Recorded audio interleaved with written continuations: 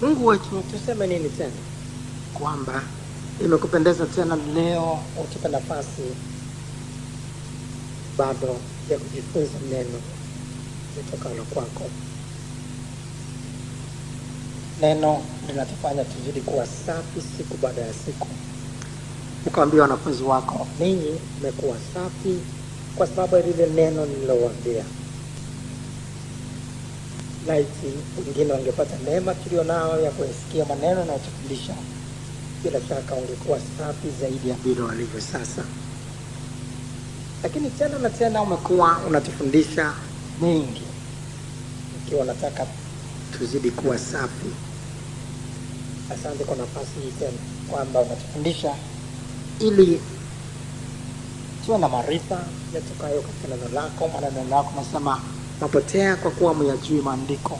Unataka tupotee, lakini zaidi sana unataka tufanye kuwa safi kwa neno lako, na zaidi sana tupate kuwa kweli wanafunzi wa Yesu. Maana unasema ninyi nakuwa wanafunzi wangu pale ambapo takaa katika mlango. Tusaidie basi kila mmoja wetu kukaa katika neno lako na kutufundisha leo, katika jina la Yesu. Karibu Roho Mtakatifu, utuongoze na kututia katika kweli yote. Tufundishe, nasi tuko tayari kufundishika katika jina la Yesu. Amen.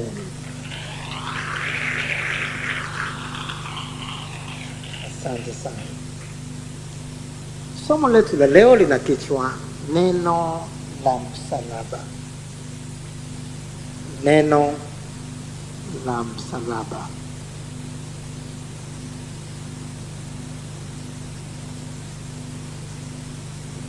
Wakorintho wa kwanza mstari wa 18 tunapata neno letu la msingi. Wakorintho wa kwanza sura ya kwanza mstari wa 18. Wakorintho wa kwanza sura ya kwanza mstari wa 18.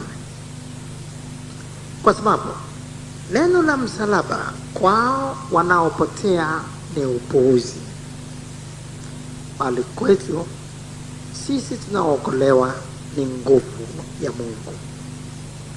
Kwa sababu neno la msalaba kwao wanaopotea ni upuuzi. Ndio neno la msalaba. Ukristo umejengwa katika msingi wa kazi iliyofanyika msalabani. Kwa hiyo neno la msalaba linazungumzia misingi mikuu sana ya imani yetu. Bila kazi iliyofanyika msalabani, dhambi zetu zisingeweza kuondoka. Lakini damu iliyomwagika msalabani ndio yenye uwezo wa kutusafisha dhambi zetu. Kwa kupigwa kwake sisi tulipona. Lakini zaidi sana, aliangikwa juu ya mti, aliangikwa juu ya msalaba apate kuichukua laana yetu. Laana yetu iligeuzwa kuwa baraka kwa kuangikwa kwake msalabani. Kuna mengi ambayo tungeweza kuzungumzia juu ya kazi zilizofanyika pale msalabani. Jumla ya maneno hayo yote sasa inaitwa neno la msalaba. Kwa hiyo ni vigumu kwa somo moja kama hili kuzungumzia yote yanayohusiana na neno la msalaba. Hapo ungehitaji masomo mengi sana ambayo yangeweza kuchukua miezi mingi. Lakini leo tutakuwa tunaangalia moja kati ya fundisho la neno la msalaba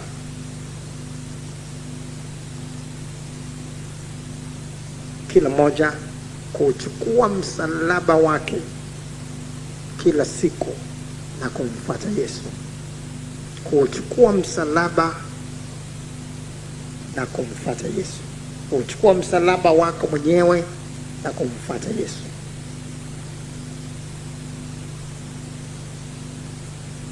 Maandiko matatu yafuatayo yanazungumzia hayo. Luka 9 mstari wa 23. Luka 9 mstari wa 23.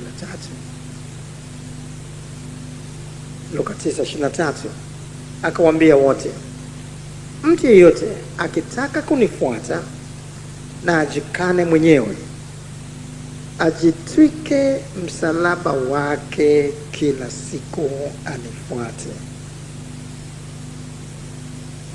Akawaambia wote, mtu yeyote akitaka kunifuata na ajikane mwenyewe, ajitwike msalaba wake kila siku anifuate.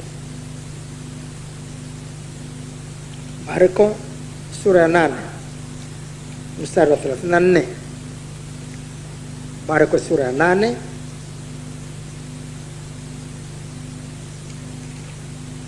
mstari wa 34.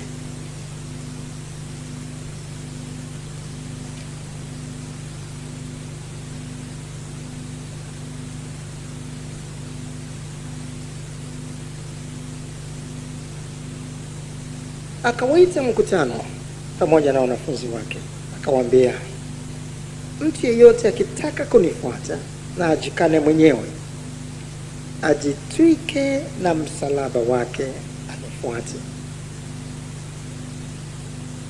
Ajitwike na msalaba wake anifuate. Mathayo 16 mstari wa 24. Mathayo 16:24.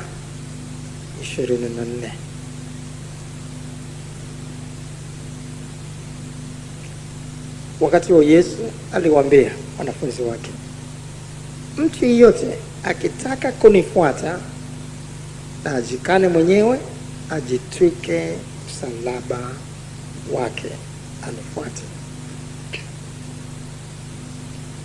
Ajitwike msalaba wake anifuate. Nini maana ya kujitwika msalaba kila siku na kumfuata Yesu?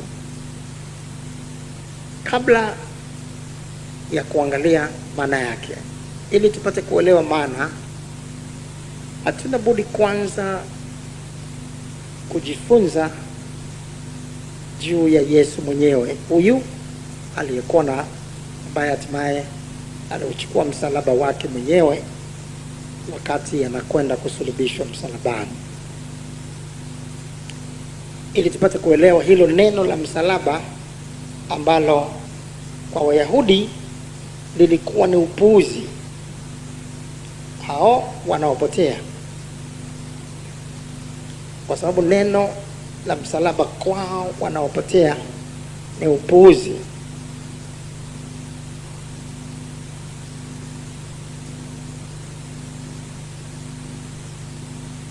Wakorintho wa kwanza hiyo tuliyosoma mstari wa 18, tumesoma Wakorintho wa kwanza 1 mstari wa 18. Sasa tusome mstari wa 23. Wakorintho wa kwanza 18, Wakorintho wa kwanza 1, Wakorintho wa kwanza sura ya kwanza mstari wa 18, halafu tutasoma tena sasa mstari wa 23. Kwa sababu neno la msalaba kwao na wapotea ni upuzi, bali kwetu sisi tunaokolewa ni nguvu ya Mungu. Bali sisi tunamhubiri Kristo aliyesulubiwa. Kwa Wayahudi ni kikwazo na kwa Wayunani ni upuzi. Kwa Wayahudi ni kikwazo, kwa Wayunani ni upuzi. Kikwazo msalaba, upuzi msalaba. Kwa nini upuzi? Kwa nini kikwazo?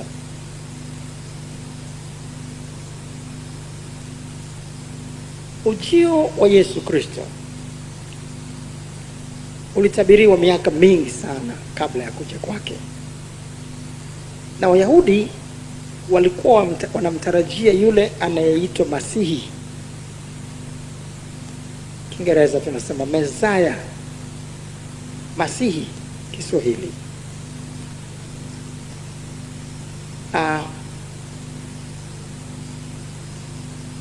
Sasa tusome hapa Yohana sura ya 4, Yohana sura ya 4 mstari wa 25 mpaka 26. Yohana sura ya 4 mstari wa 25 mpaka 26.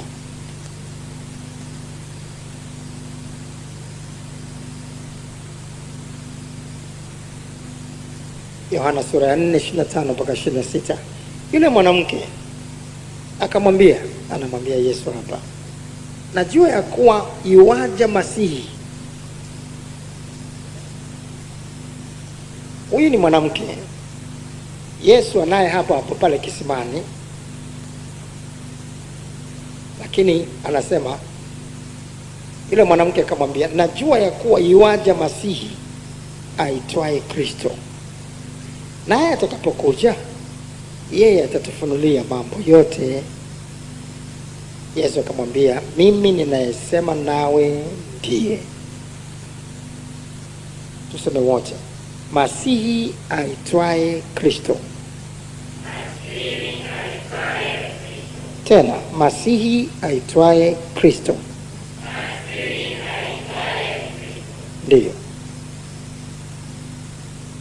Neno Masihi linatokana na neno la Kiebrania Mashiach. Inaandikwa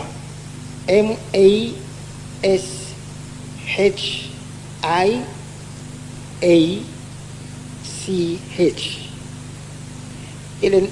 Ile CH haitamki sana wakati wanapotamka, ni kama unasema Mashiach. Yaani kinachosikika sana ni hiyo Mashiach.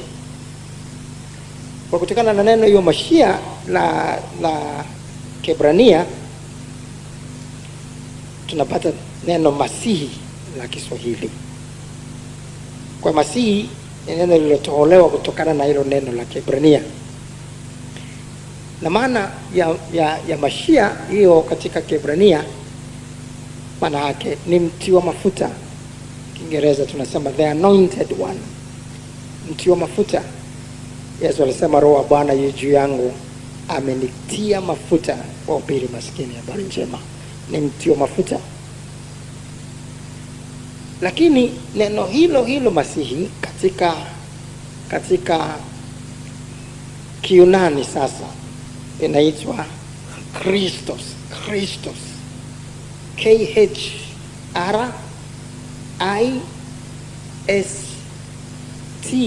K-H-R-I-S-T-O-S,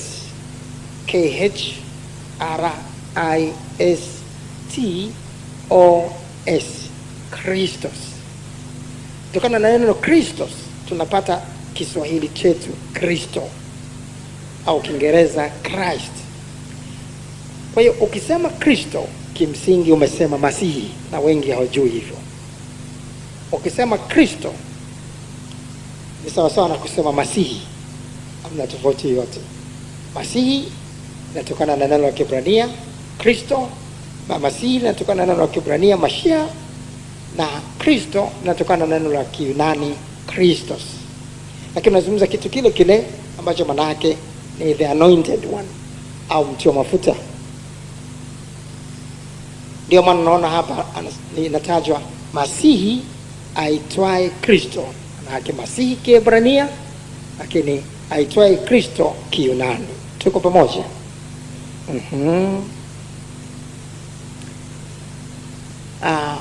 Kwa hiyo Kiswahili tunaita Masihi, sio Masia. Masihi ndio maandiko yanataja hapo, kama unavyoona inavyoandikwa hapo, Masihi.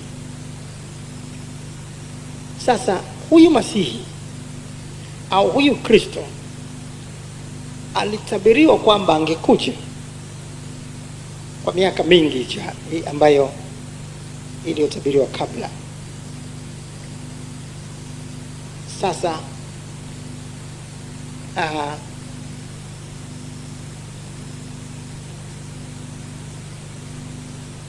alipozaliwa Yesu,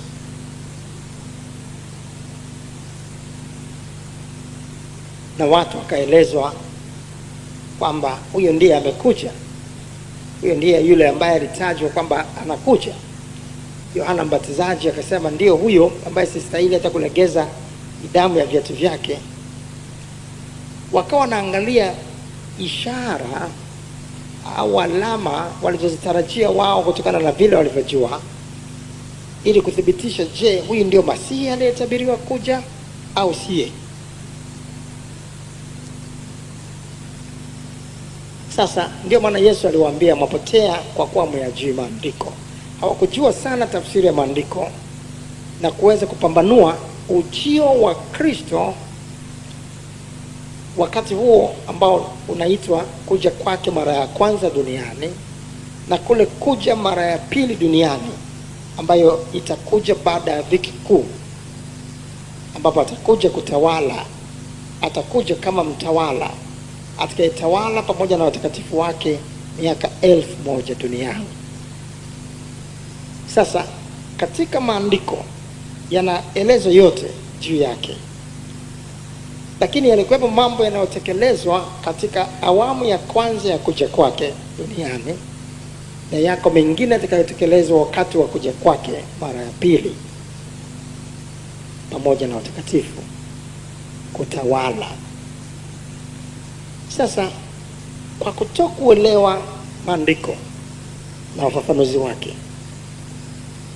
wakawa wengi wanamtarajia kuja kwake kama mtawala, kama mfalme. Wakashikilia hayo maandiko kwamba kama ni Masihi, kama ni Kristo, basi amekuja kama mfalme.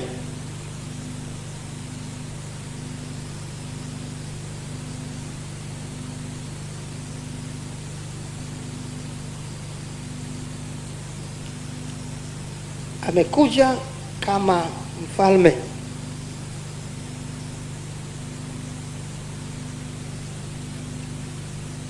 Yeremia 23 mstari wa 5. Yeremia 23 mstari wa 5. Walimtarajia kuja na kuwa mfalme au mtawala wa kisiasa.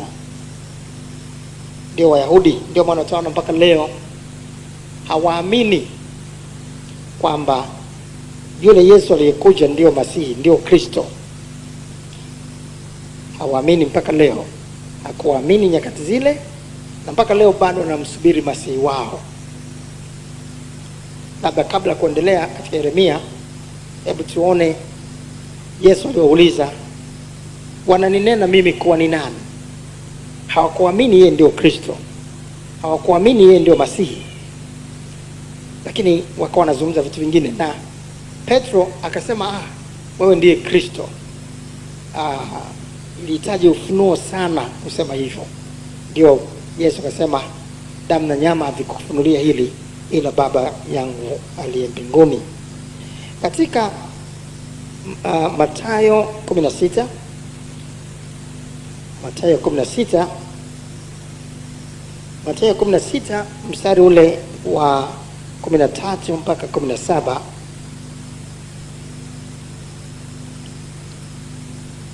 tunasoma Mathayo 16, Mathayo sura 16 mstari wa 13 mpaka 17.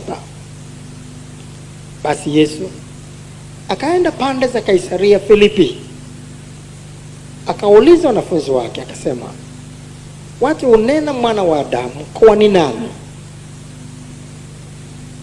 Wakasema, wengine hunena Yohana Mbatizaji, wengine Elia, wengine Yeremia au mmoja wapo wa manabii. Nasikia watu wengi sana nyakati zake hawakuamini kwamba yeye ndiye Kristo, yeye ndiye Masihi, na hapo ndio kulikuwa mgogoro mkubwa.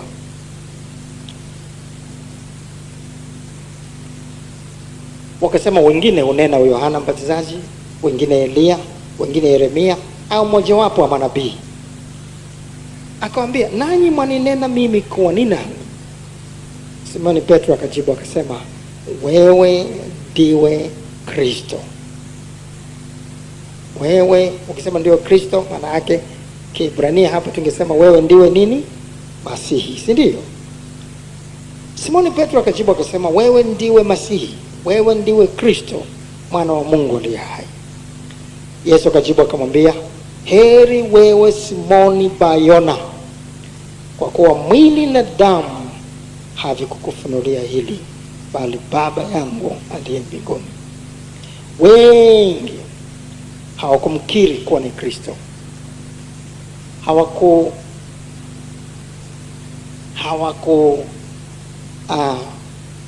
hawakumtambua hivyo na kumkiri hivyo kwamba huyu ni Kristo.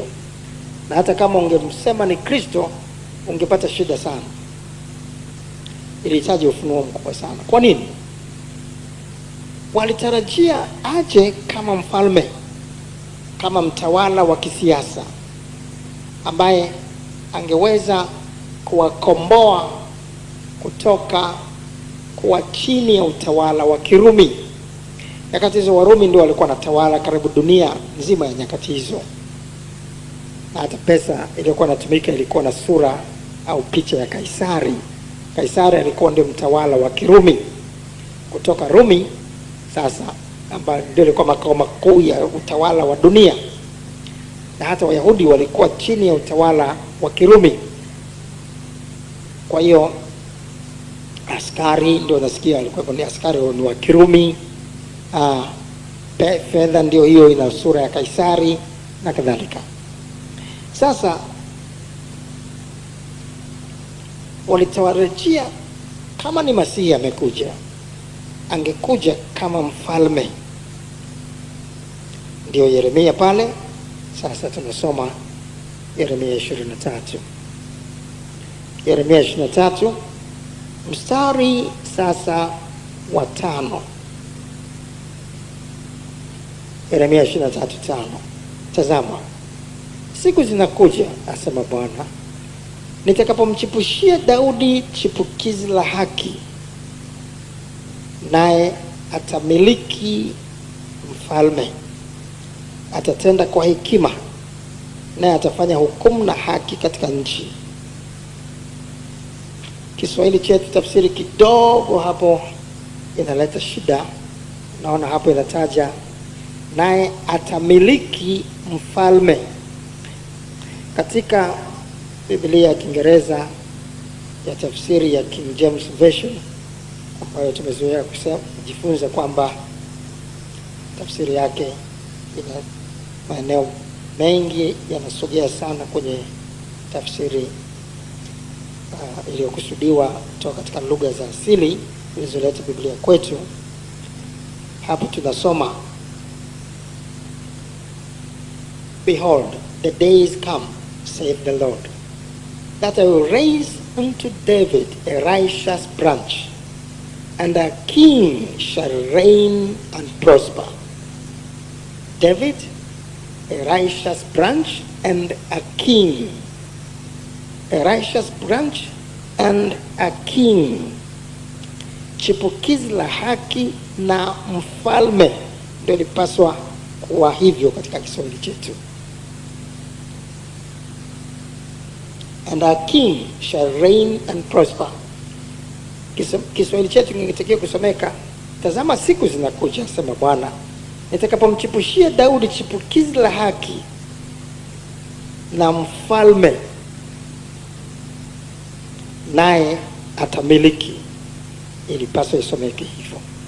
Tazama siku zinakuja, asema Bwana, nitakapomchipushia Daudi chipukizi la haki na mfalme, naye atamiliki. Alitabiriwa kuja kama mtawala. Angalia sasa Mika 5 mstari wa 2. Mika sura ya 5 mstari wa 2.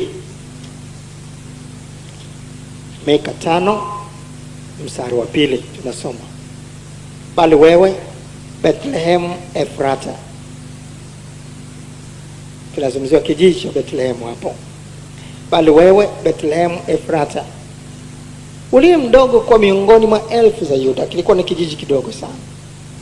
Kutoka kwako wewe atanitokea mmoja atakayekuwa nani? Atakayekuwa nani? Mtawala katika Israeli, ambaye matokeo yake yamekuwa tangu zamani za kale, tangu milele.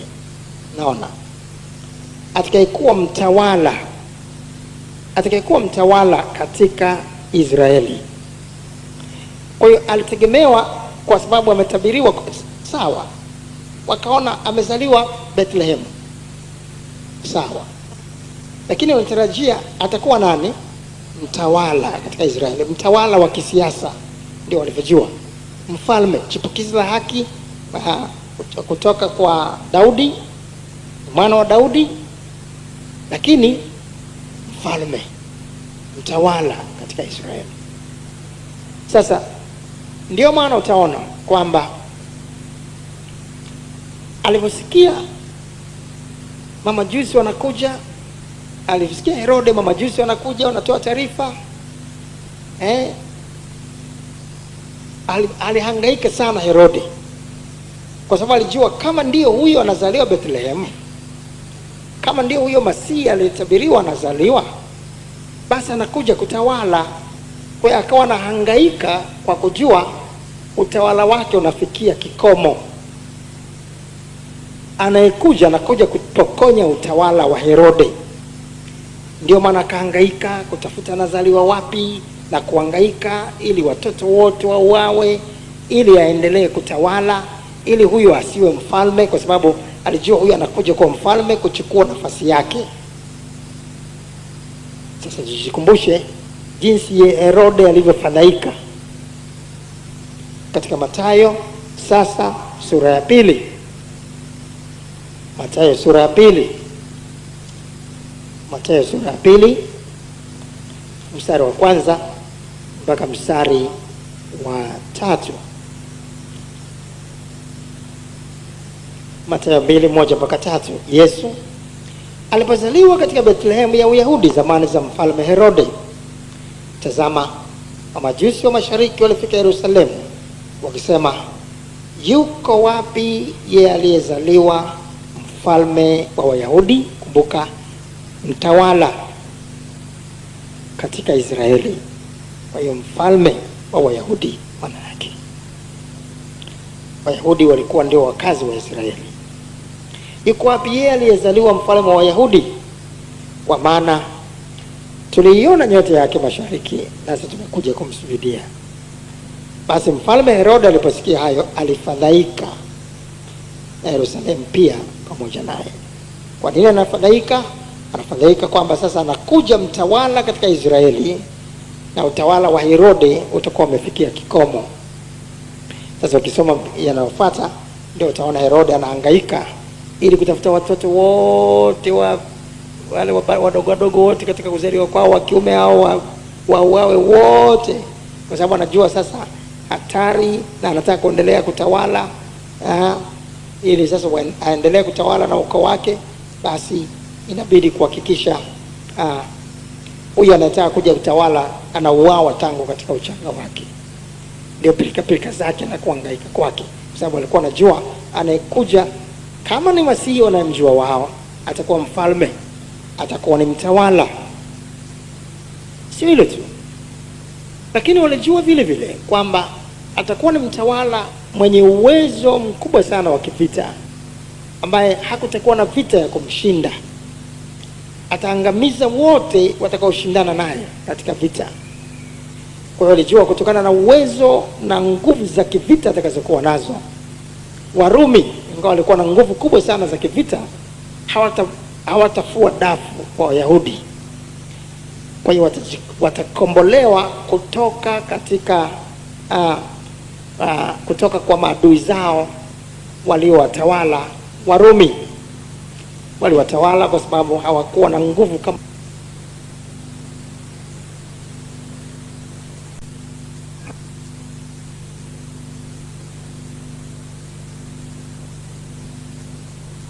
mpaka 17. Yeremia 33 mstari wa 14 mpaka 17.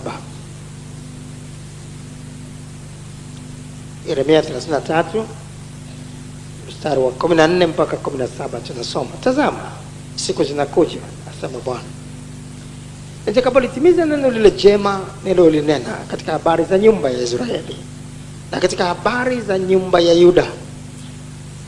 Katika siku zile na wakati ule nitamchipushia Daudi chipukizi la haki, naye atafanya hukumu na haki katika nchi hii. Katika siku zile Yuda ataokolewa. Angalia maneno hayo. Katika siku zile Yuda, ambao ndio Wayahudi hao, ataokolewa, na Yerusalemu utakaa salama, na jina lake atakaloitwa ni hili: Bwana ni haki yetu. Maana Bwana asema hivi: Daudi hatakosa kuwa na mtu wa kuketi katika kiti cha enzi cha nyumba ya Israeli. Yerusalemu utakaa salama. Yuda ataokolewa kutoka katika mikono ya adui zake. Ataokolewa kutoka katika mikono ya adui zake.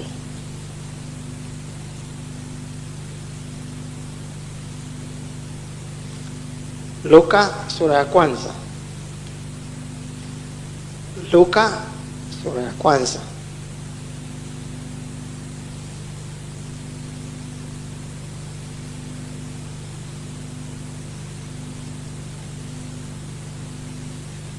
Luka sura ya kwanza, tusome kuanzia mstari wa 67. Kuanzia mstari wa 67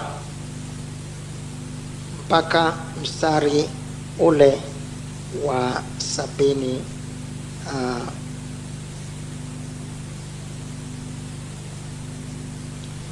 Tusome mpaka mstari ule wa 76.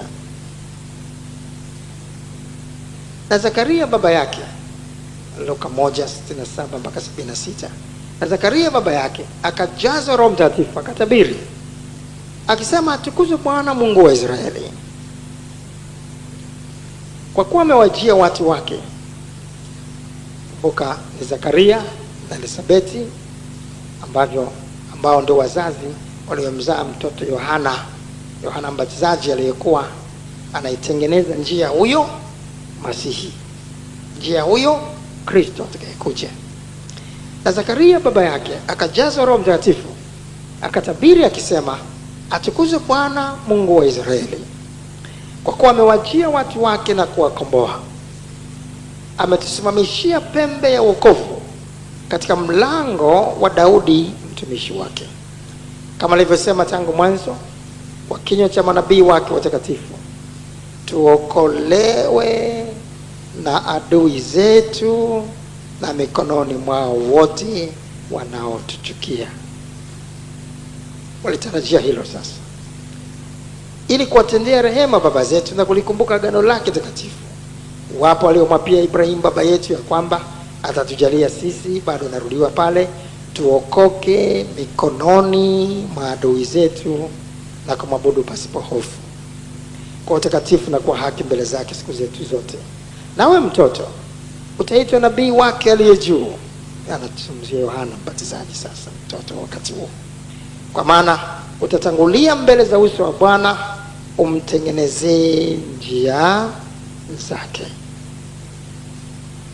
Kwa hiyo alitarajiwa huyu ambaye Yohana anamtengenezea njia yake atawafanya Wayahudi waokolewe kutoka katika mikono ya wale wanaowachukia, mikono ya wale adui zao ambao wamewazidi nguvu, ambao walikuwa Warumi sasa, ambao walikuwa natawala hapo. Sasa hatimaye mbinu za Herode kumuua hazikuweza kufanikiwa, akawa Herode yeye ndio aliyefariki. Mtoto yule alipelekwa Misri, akarudi akakuwa Yesu.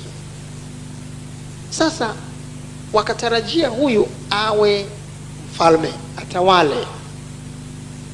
Ndio wakati mwingine wanaenda hata kumshika kabisa, wamweke kuwa mfalme, anakimbia, anatoka mikononi mwao, anasema mfalme wake si wa dunia hii. Sasa kama mfalme wake huyu si wa dunia hii, basi sio yeye. Ndiyo majumuisho yao wakasema hawakujua maandiko mengine, hawakuyaelewa wala hawakufafanuliwa na walimu wao nyakati hizo, walikuwa gizani. Kama nasema ufalme wake si wa dunia hii, basi siye, maana sisi tunamjua huyu atakuwa ni mtawala katika Israeli. Sio hilo tu, lakini ile ilianza kuwashtua pale anapoona huyu yani maana yake hataki kuwa mfalme, anasema ufalme wake si wa dunia hii. Ikawa wengi sasa wakaanza kuwa na mashaka, huyu siye Kristo, huyu siye. Tulikuwa tunafikiri ndiye, ishara fulani fulani zilizoonyesha amezaliwa Bethlehem hivi na vile, lakini hii mbona sio mfalme anayekuja kutuokoa kutoka katika mikono ya Warumi? Naona na hata wanafunzi wake pamoja na kukaa naye bado walikuwa na matumaini hayo hayo, kwamba nafikiri kuna wakati fulani sasa atakuwa sasa anasimamisha utawala wake hapo.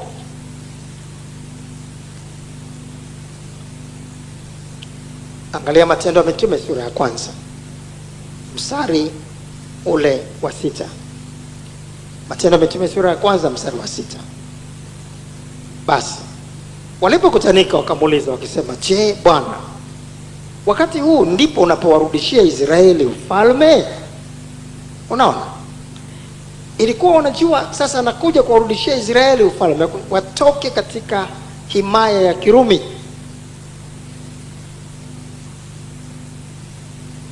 Na wanaona, na hiyo wanakutanika wanazungumza naye ni baadaye kabisa huko, baada ya kufufuka, kabla ya kupaa, wanazungumza naye bado maneno hayo.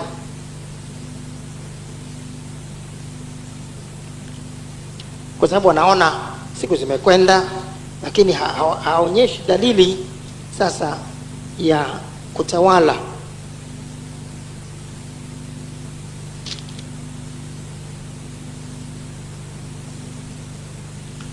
Sasa sio hilo tu, lakini kwa sababu walijua atakuwa na uwezo wa kivita kiasi ya kuwafanya Warumi wasalimu amri kwake na kuwaokoa Yuda au kuwaokoa Wayahudi kutoka katika mikono wanaowachukia au maadui zao.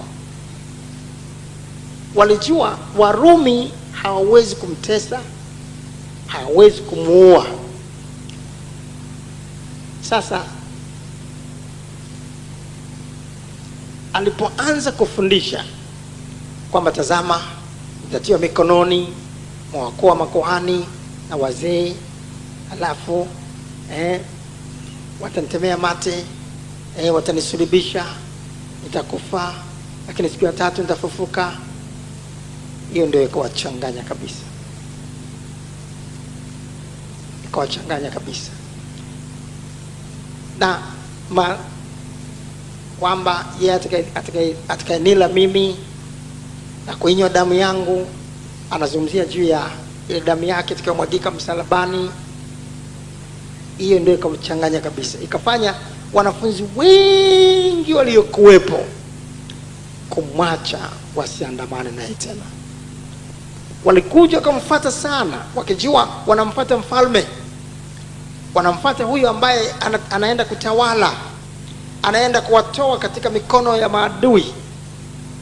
Kwa hiyo wakafurahi kumfuata, wakafurahi kuwa mwanafunzi wao, wakafurahi kuwa mfuasi wao. Lakini anaanza kusema nitatiwa mikononi mwa makuhani. Kumbuka nyakati hizo kusulubishwa kulikuwa ni adhabu ya Warumi, ya Kirumi, ya utawala wa Kirumi, ambayo ilikuwa na lengo la kuwakomesha kabisa watu wanaojaribu kuwa kinyume na na himaya yao. Mmoja kati ya wale waliosulubishwa pamoja na Yesu wanatajwa kwamba walileta fitina. Walikuwa ni watu walioleta fitina. Fitina inayotajwa kwa lugha ya leo ni wahaini, yani kama vile kupindua serikali kwa lugha ya leo, ndio ile fitina ambayo inatajwa katika maandiko hayo.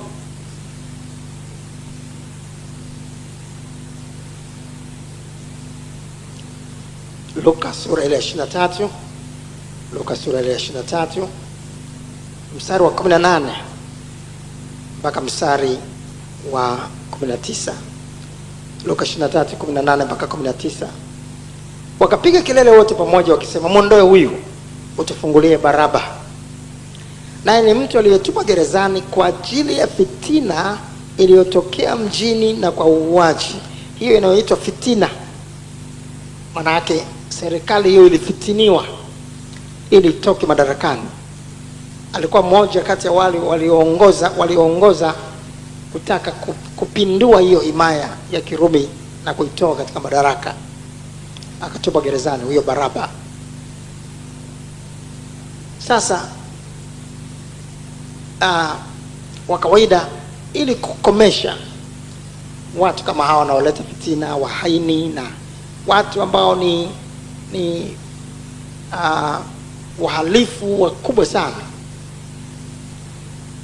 walitumia adhabu hiyo ya kusulubishwa msalabani. Na mtu alitakiwa katikati ya kutoka mjini kabisa ajitwike msalaba wake mwenyewe. Kujitwika msalaba sasa ni sawa sawa na kujitwika kile chombo ambacho ndio kitatumika kukuua wewe mwenyewe. Ni kama vile ambavyo kama tunaenda kuuawa kwa bunduki au na uawa kwa kisu au kwa upanga, basi uchukue silaha au uchukue hicho ambacho kinaenda kukuua wewe mwenyewe, ndio ukibebe mwenyewe. Kwa hiyo iliwalazimu wajitwike msalaba wenyewe kutoka mjini, watu wote wanaona, alafu wawadhihaki. Hakuna nguvu yoyote, maana kama una nguvu usingeukubali, ungepambana na kuwashinda hao Warumi wanaokwenda kukusulubisha kwa msalaba wako ambao unaubeba mwenyewe mpaka huko utakapofika. Kwa hiyo waliwadhihaki, waliwakejeli sana na kuwadhihaki kwamba kiko wapi. Ulikuwa anajifanya mjuaji. Na askari wa Warumi sasa ndio wako kila kona, wanalinda kuhakikisha huyo anabeba msalaba kwa aibu mpaka kufika hapo kule juu kabisa kwenye mlima, alafu atundikwe pale na kusulubishwa na kuonekana si chochote si lolote. Sasa maandiko hayo ambayo Yesu alikuwa anazungumzia ndio yakazidi kuwapeleka watu mbali. Sasa kwa mfano ile Yohana 6 ambayo tumekuwa tunasoma mara kwa mara, ilikuwa ni kilele cha hayo yote. Ni kama watu sasa wanaona huyu si Masihi, huyu si Masihi tulimtarajia. Yohana 6 mstari ule wa 66. Yohana 6:66. Kwa ajili ya hayo wengi miongoni mwa wanafunzi wake wakarejea nyuma wasiandamane naye tena. Wengi miongoni mwa wanafunzi wake wakarejea nyuma wasiandamane naye tena.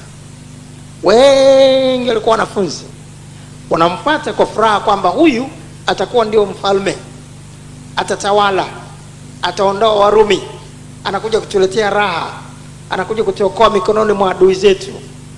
Lakini walipokuja kusikia anazungumza yeye mwenyewe, anafundisha nitatiwa mikononi, nitasulubishwa, atasulubishwa, ile adhabu ya aibu, ile adhabu ya maumivu makali kiasi kile. Maana ilikuwa mtu katika kusulubishwa, maana yake unakufa unajiona, umepigwa misumari miguuni, umepigwa misumari kwenye mikono, unapigwa mkuki, na hivyo unakufa taratibu hivyo, unajiona na uwezi kuchomoka paka unakata roho. Alikuwa unakufa kwa maumivu makali mno. Maumivu yalikuwa makali sana, ndio kiasi fulani wanatoa ile siki, wanatoa nini ile kwa namna fulani kumpunguzia mtu maumivu, maana maumivu ni makali mno. Kwa hiyo mtu ambaye atapelekwa, atabeba msalaba, hana nguvu zozote za kutoka katika mikono ya wale askari, basi hana nguvu, Sasa wengi miongoni mwa wanafunzi wake wakasema, huyu naona sio Masihi tuliyemtarajia. Wakaachana naye, wasiandamana naye tena. Akawageukia wanafunzi wake, na nyinyi mnataka kuondoka? Tukuache wewe bwana, tuende kwa nani? Anaona maneno ya uzima. Hao wamepata ufunuo kwamba huyu ndio Masihi, wakawa ni wachache sana. Unaona, na ndio maana tunaona hata ile siku ya Pentecost tunashangaa wako 120 tu. Wale wengi alikuwa anazungumza nao mpaka asimame juu ya mlima, anasimama chini, asimame kwenye boti. Wanafunzi walikuwa wengi sana, lakini wengi wakamwacha. Sasa ukiwa unajua hayo, sasa utakuwa unaelewa vizuri zaidi kwa nini hawa watu walisema ajiokoe mwenyewe kama ndiye Kristo pale msalabani. Maana walijua Kristo ana uwezo wote wa kutoka katika mikono ya adui. Walijua ana uwezo wa kivita, Yerusalemu itakaa salama. Maanake hakutakuwa na yeyote anaweza kupambana na huyo Masihi, anaweza kupambana na huyo Kristo. Basi kama ndio Kristo, na hao Warumi ndio wamefanya waliyofanya, basi atoke hapo aonyeshe uwezo wake dhidi ya hao maadui wa Kirumi ambao wanataka kumuua hivyo. Luka 23 sasa. Luka 23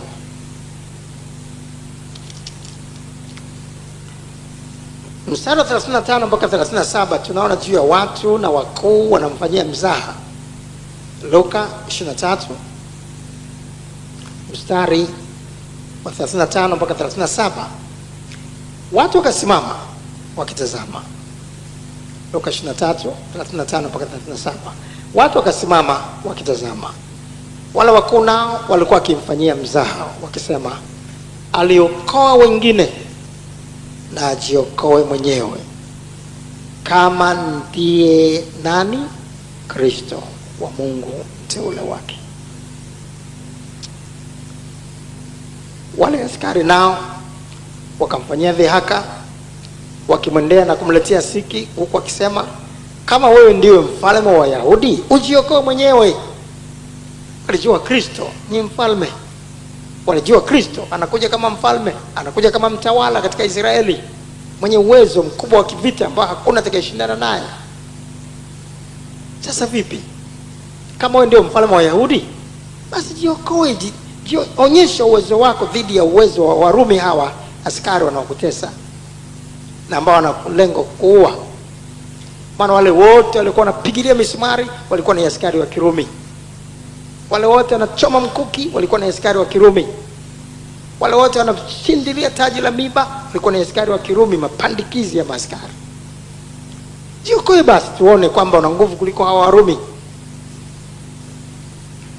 Hata yule mhalifu msalabani, yeye naye vile vile akaingia katika mkumbo huo.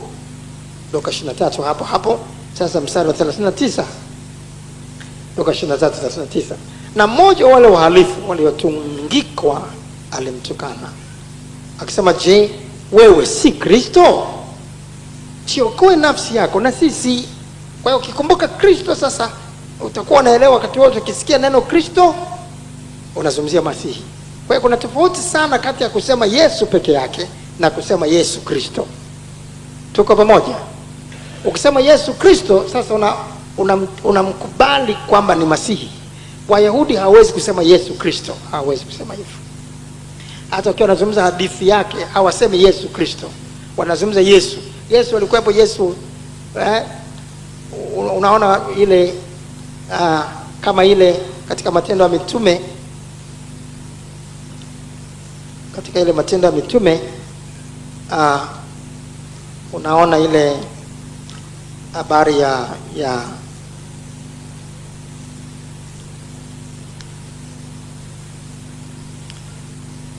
habari ya Yesu, ile Matendo ya Mitume 13 mstari ule wa 6. Walipokwisha kupita katikati ya kisiwa chote mpaka Pafo, wakaona mtu mmoja mchawi, nabii wa uongo, Myahudi, jina lake Yesu. Sasa hawa Wayahudi hawawezi kutamka mpaka leo. Kwa mfano, kama wanakwenda kule Israeli, alafu wanakuwa waongozaji wao, wanakwenda katika maeneo yale aliyopita Yesu, kama vile ambavyo tunawapeleka sisi kwa watalii Ngorongoro, kwenye mbuga za wanyama na kadhalika. Nao yale maeneo aliyopita Yesu, kwa sababu watu wanataka kuyaona, wako waongozaji wanawapeleka kama watalii. Wale waongozaji hawawezi kusema hapa ndio Yesu Kristo alikuwa anapita, anaenda huko. Hawatamki hilo Kristo, kwa sababu mpaka leo hawamkubali kwamba yeye ni Masihi. Watasema Yesu tu, lakini sio Kristo. Na mgogoro mkubwa ulikuwa Kristo, yani kukiri kwamba ni Kristo. Hapa ndio fujo ilikuwa mzito sana.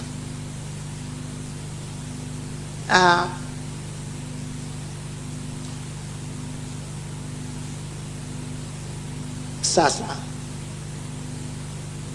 utaona hata ile anwani, maana kilitengenezwa kibao fulani juu ya msalaba, alafu kikaandikwa mfalme wa Wayahudi, Yesu Kristo wa Nazareti, Yesu wa Nazareti, mfalme wa Wayahudi. Na kile kilichotokea, labda tujikumbushe tena hapo. Yohana 19 mstari wa 19 mpaka 22. Yohana 19 mstari wa 19 mpaka 22. Naye Pilato akaandika anwani, kibao fulani, ndio hicho maandishi yale yanaitwa anwani, yale kumtambulisha huyo anayesulubishwa ni nani. Naye Pilato akaandika anwani, akaiweka juu ya msalaba, imeandikwa Yesu Mnazareti, mfalme wa Wayahudi. Basi anwani hiyo waliisoma wengi katika Wayahudi, maana mahali pale aliposulubiwa Yesu alikuwa karibu na mji, nayo iliandikwa kwa Kiebrania na Kirumi, lugha ya watawala, na Kiyunani. Basi wakuu wa makuhani na Wayahudi wakamwambia Pilato, usiandike mfalme wa Wayahudi, bali ya kwamba yule aliyesema, maana yake yule alisema, yani yule aliyesema mimi ni mfalme wa Wayahudi. Usiandike, ukisema mfalme wa Wayahudi maana yake unathibitisha ni mfalme wa Wayahudi. Uandike tu yule aliyesema kwamba yeye ni mfalme wa Wayahudi, maana alihojiwa mara kwa mara, wewe sasa wewe ni mfalme? Akasema wanena, yani unachosema ndicho. Wewe ni mfalme? Ndio. Unachosema ndicho. Kwa hiyo uandike yule aliyesema mimi ni mfalme wa Wayahudi, kwa sababu kama ni mfalme wa Wayahudi yule ambaye alitabiriwa, maana yake angekuwa na nguvu dhidi ya hawa Warumi. Na sasa maandishi yameandikwa kwa Kirumi. Sasa mfalme wa Wayahudi vipi wakati kimeandikwa kwa Kirumi? Mfalme wa Wayahudi vipi wakati Warumi ndio hawa wanamsulubisha tu kama mtu yote tu ambaye hana nguvu? Pilato akajibu, niliyoandika nimeandika, hakuna kufuta. Naye anazungumza hata bila kujua, kwa sababu ni kweli yeye ni mfalme wa Wayahudi. Unaona? Sasa za ile Isaya 53 inazungumzia juu ya kuteswa kwake, kutemewa mate, ile hawakuijua kwamba inahusiana na Masihi. maandiko kadha wa kadha ambayo yanazungumzia juu ya kuteswa kwake hakuyajua wala hakupata ufunuo huo. Kwa walishangaa, huyu anakujaje kuteswa? Hiyo hata wakati ambapo alikuwa anawafundisha akizungumza tu juu ya kuteswa, hata wanafunzi kama Petro ambaye alisema wewe ni Kristo mwana wa Mungu aliye hai kwa ufunuo, hakuamini kwamba atateswa. Ingawa muda mfupi tu baada ya kusema wewe ni Kristo mwana wa Mungu aliye hai, Yesu alipoanza kuzungumza juu ya mateso, nitapata mateso, ndipo Petro kwa kujua Kristo hawezi, atateswaje na Warumi huyu mwenye nguvu, haiwezekani, ndio akamwambia hasha Bwana, hayo hayatakupata. Kwa hiyo alivyosema hivyo sio alisema tu kukurupuka, alikuwa anamaanisha ile kwamba mfalme huyu yeye alijua ni Kristo na alijua mfalme hawezi kuteswa na Warumi huyu, hawamwezi kwa jinsi ambavyo huyo mfalme anavyotakiwa kuwa. Ndio akasema hasha Bwana, hayo hayatakupata. Mathayo 16. Sasa turudi Mathayo 16. Mathayo 16 tulikuwepo hapo punde, tukaona jinsi ambavyo katika mstari ule wa 13 mpaka 17 Petro alivyosema na kujitofautisha na wale wengine waliosema huyo ni Elia, huyo ni Yohana Mbatizaji, huyo ni Yeremia, ni mmoja wapo manabii. Yeye akasema wewe ndiwe Kristo mwana wa Mungu aliye hai. Na Yesu akamwambia damu na nyama, mwili na damu vikufunulia hili, bali Baba yangu aliye mbinguni. Sasa mstari wa 21, sasa hapo mbele mstari wa 21 mpaka mstari wa 22.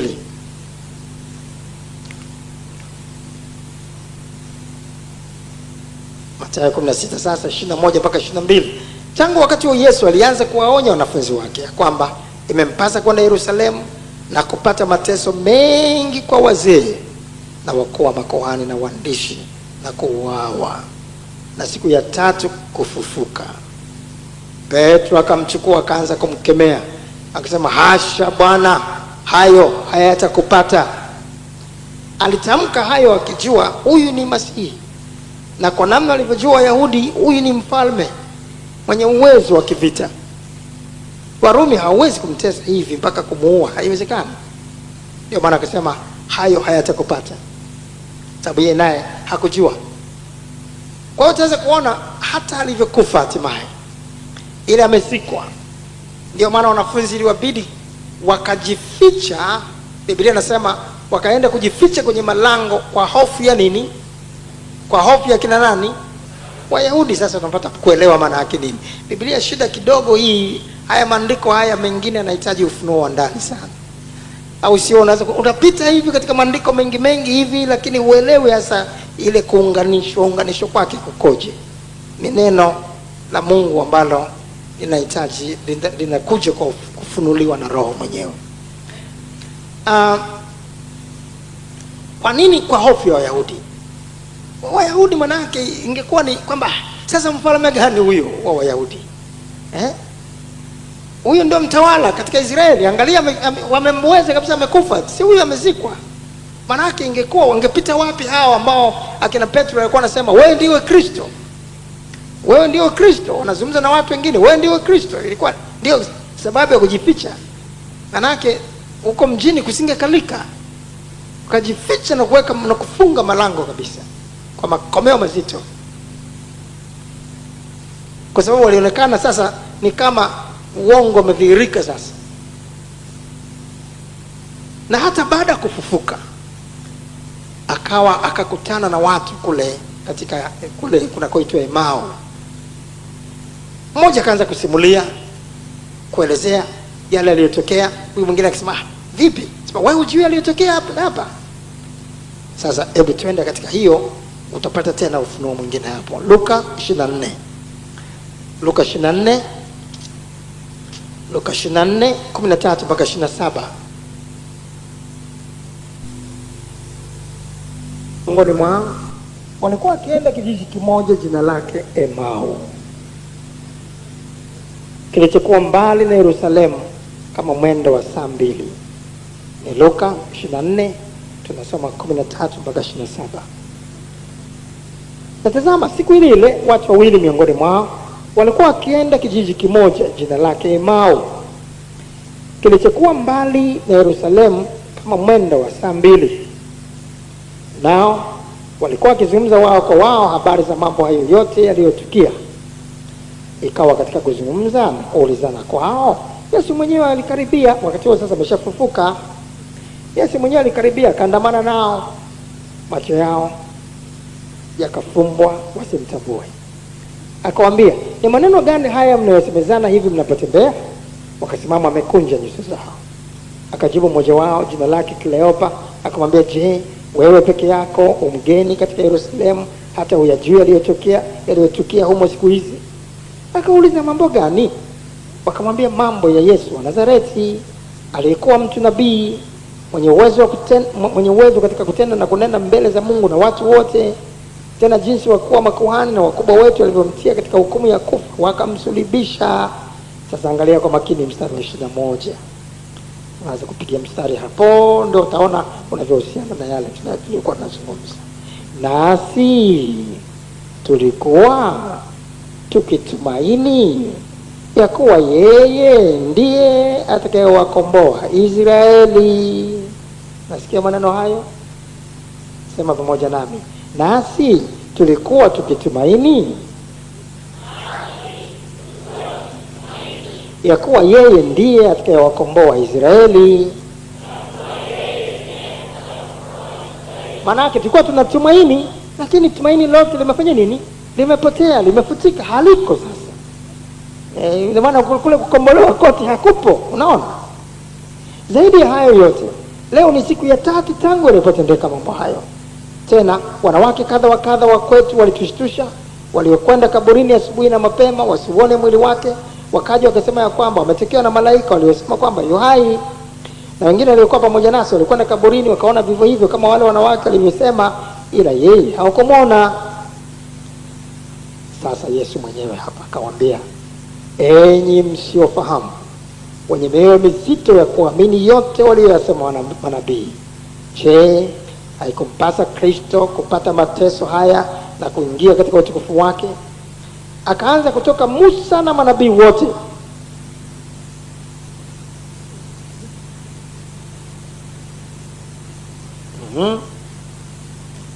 Je, haikumpasa Kristo kupata mateso haya na kuingia katika utukufu wake? Akaanza kutoka Musa na manabii wote, akawaeleza katika maandiko yote mambo yaliyomhusu yeye mwenyewe. Anaanza sasa kueleza katika maandiko. Atazungumza Isaya 53, anazungumzia hivyo. Alichukuliwa kama mwana kondoo wa kuchinjwa. Hayo yote hakuyajua. Anaanza kueleza sasa kwamba imempasa Kristo kuyapata haya. Unaona? Kwa hiyo wao walichanganya. Atakapokuja kama mtawala, itakuwa wakati wa kuja kwake mara ngapi? Mara ya pili, ambapo sasa ni baada ya kunyakuliwa kwa kanisa, ni baada ya dhiki kubwa, watakatifu walionyakuliwa, baada ya harusi huko, baada ya harusi ya mwana kondoo inaitwa hiyo, baada ya kupongezwa na kupewa thawabu kule juu, anarudi na watakatifu wake. Sasa ndipo anakuja kutawala miaka 1000. Lakini kabla ya utawala, yeye anatokeza sasa kama mwenye uwezo wa kivita.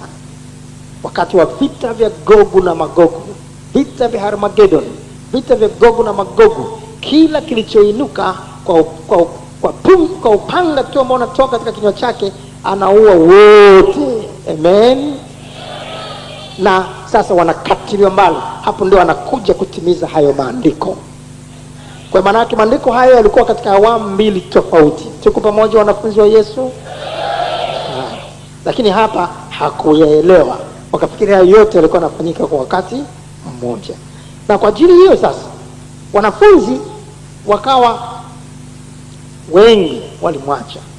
Wale waliobaki kweli walikuwa na kitu cha kuupindua ulimwengu.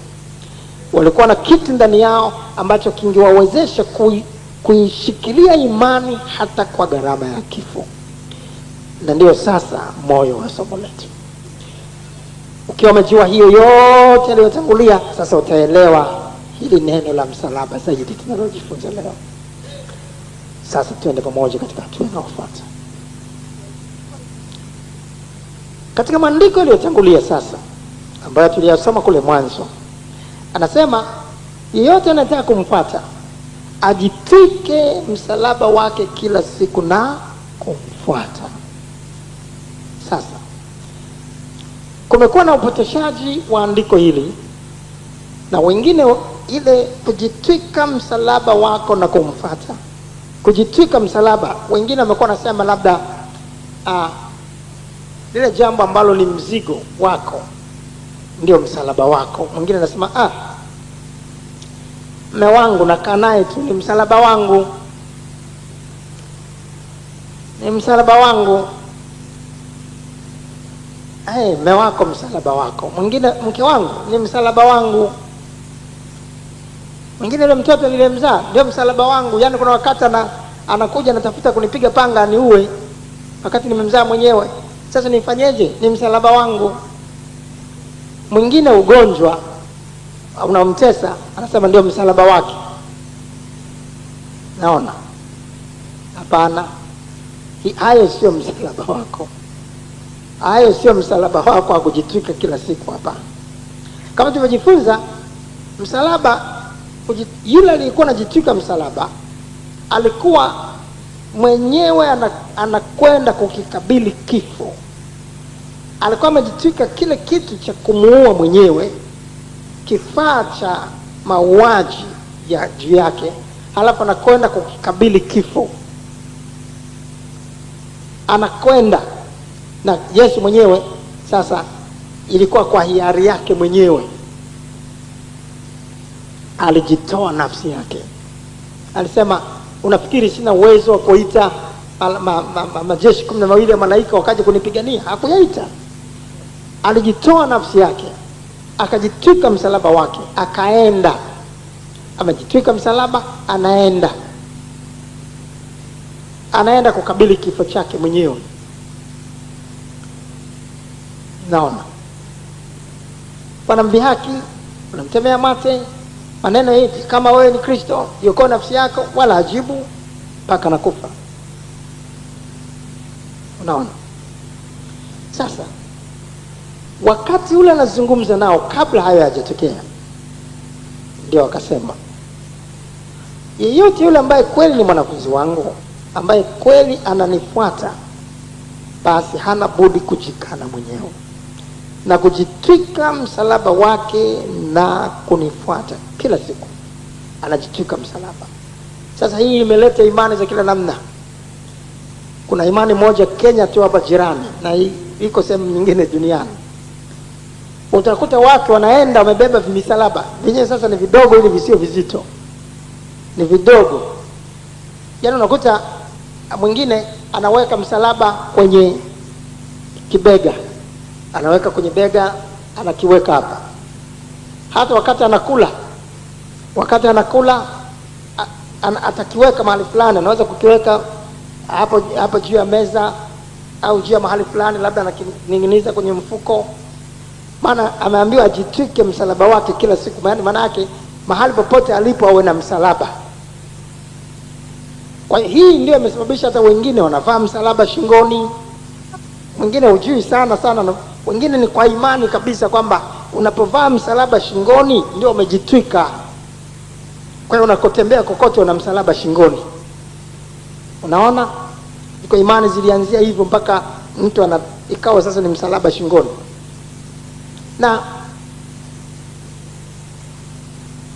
wengine wanakwenda hivyo, ni kila mahali ana msalaba. Hata akija kulala, yaani mahali pale anapolala, sasa bado msalaba unakuwa hapo kwenye mchego, kwamba anajitwika kila siku msalaba. Sio maana yake. Sasa maana yake nini?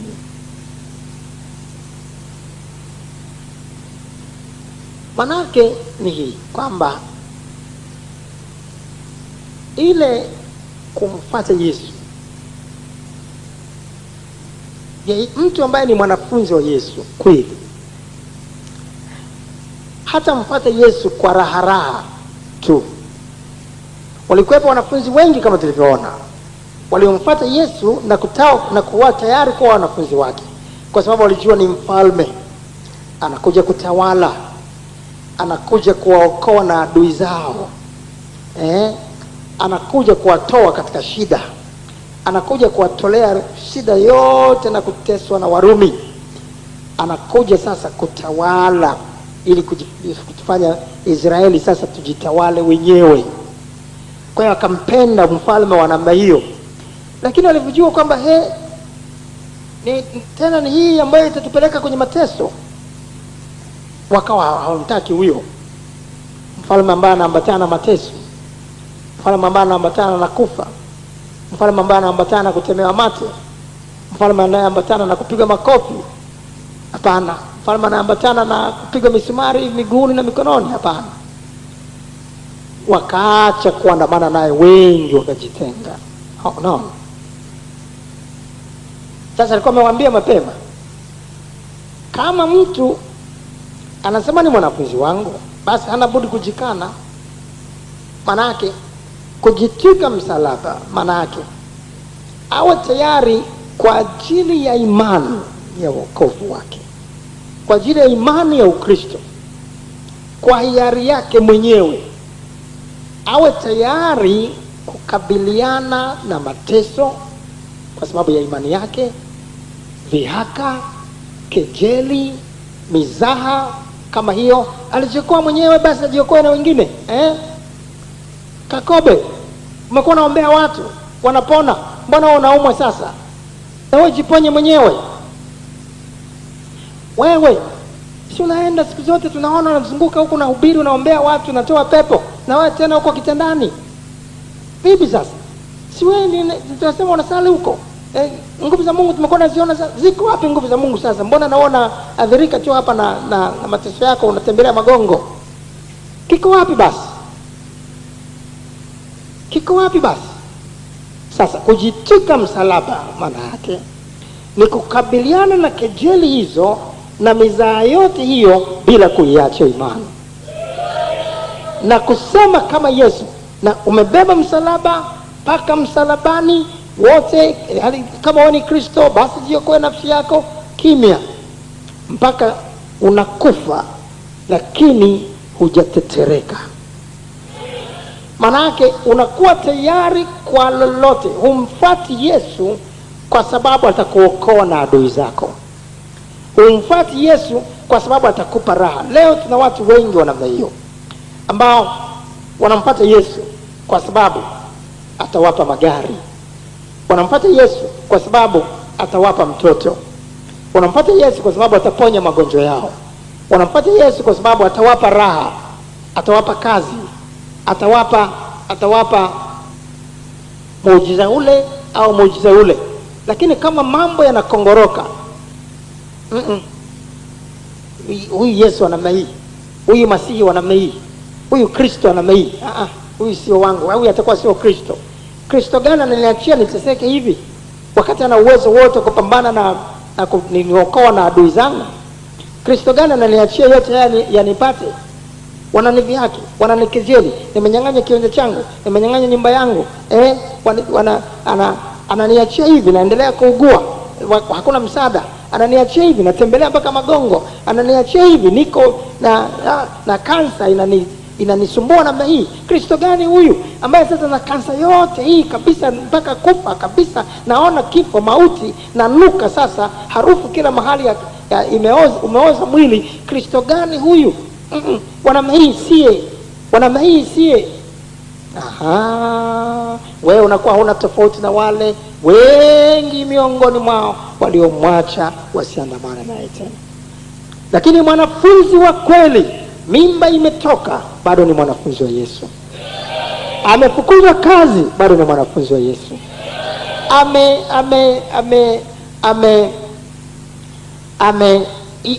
Amepata mshahara, halafu barabarani tu katika daladala hela yote imeibiwa, bado ni mwanafunzi wa Yesu. Amekata miguu yake, anatembelea magongo, bado ni mwanafunzi wa Yesu. ametoka kwenye maombi kama hivi, anakuta anagongwa na gari, amepata ajali, anatembelea magongo. Jamani, yani wewe kweli umetoka kumwomba huyo Kristo ambaye kabisa umekuwa unatenda kazi yake katika maombi, imekuwaje sasa unapata ajali hivi mpaka huko namna hii unatembelea magongo? Imekuwaje? Hiyo itakuwa sio Kristo. Bado ni Kristo. Nasema bado ni Kristo. Nasema bado ni Kristo. Hata katika magongo bado nitamkiri kwamba ni Kristo wangu. Hata natembelea magongo bado nitamkiri kwamba ni Kristo wangu. Pamoja na maombi, nimekwambia kama unaendelea kusali huko, bado nimekwambia kama unasali utafuta mahali pa kusali kwingine. Lakini habari ya Kakobe hiyo sitaki kusikia. Kama ni mahali fulani sawa, lakini kule nako wamezidi, mambo yao yamepitiliza. Huwezi kuwa na mahali ambapo kidogo kutakuwa moderate, mahali ambapo kidogo kutakuwa na imani ya katikati. Kama utaki kuona mahali pa imani ya katikati, umekazana na huko, mimi na kuacha, nitamuoa mwingine. Unashindana, unaomba, unashindana, unaomba. Kama mchezo, unakuta harusi imetangazwa, unakimbia haraka kwa padri kwamba jamani, mimi nimeoa huyu na huyu, na makaratasi ndio haya na haya. Hawataki kusikia, ndoa imefungwa. Nafikiri huyu sio Kristo. Nafikiri huyu sio Masihi. Bwana hajaniokoa na adui zangu na maombi haya yote. Mwanafunzi pamoja na mwanamke mwingine ameolewa, bado atasema Yesu ni Kristo. Bado atasema Yesu ni Kristo. Bado atasema Yesu ni Kristo.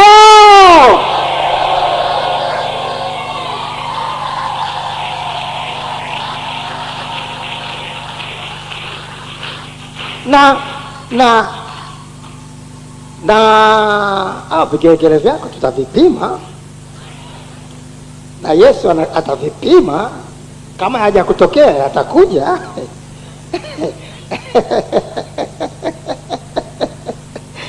Yatakuja mwanangu, yatakuja. Msalaba utakuja, tutaona. Yatakapokuja ndio tutajua kwamba wewe ni mwanafunzi wa Yesu wa kweli au la. Ndio tutajua. Yaani mume wangu amekufa kabisa, tena kwa kupigwa risasi. Yaani tumeachana tu vizuri, ameenda kazini, yaani narudi naambiwa amepigwa risasi. Unaendelea na imani? Hata huyu atakuwa sio Kristo. Yaani mume wangu anapigwa na risasi hivi tu, na imani yote hii imekuwaje?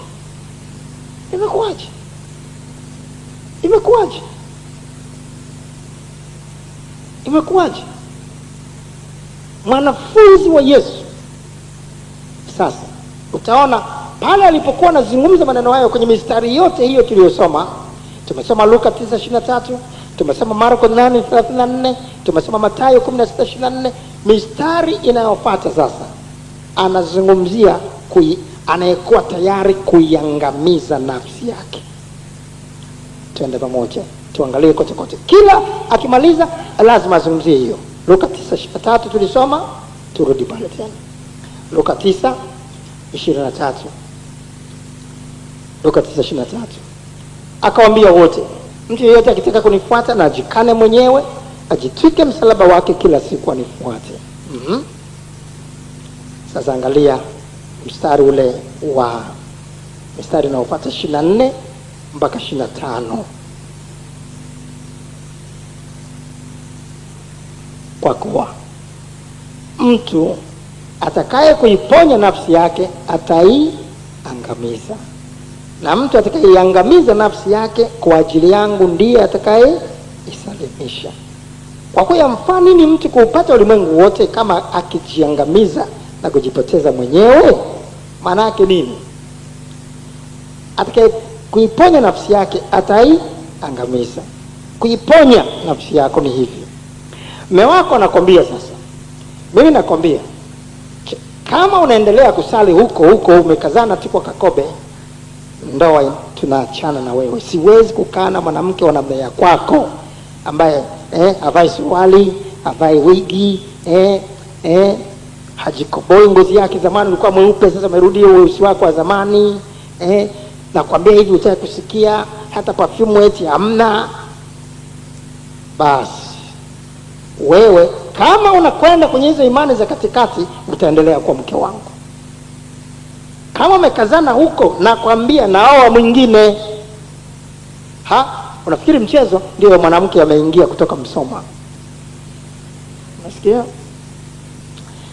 Sasa kuiponya nafsi yako maana yake kuachana na full gospel, kuachana na Kakobe, kuachana na imani hii unaiona sasa imezidi, uende imani ya katikati, hizo anazotaka mume wako ili uendelee kuwa mke wake. Hapo umeiponya nafsi yako. Umeona?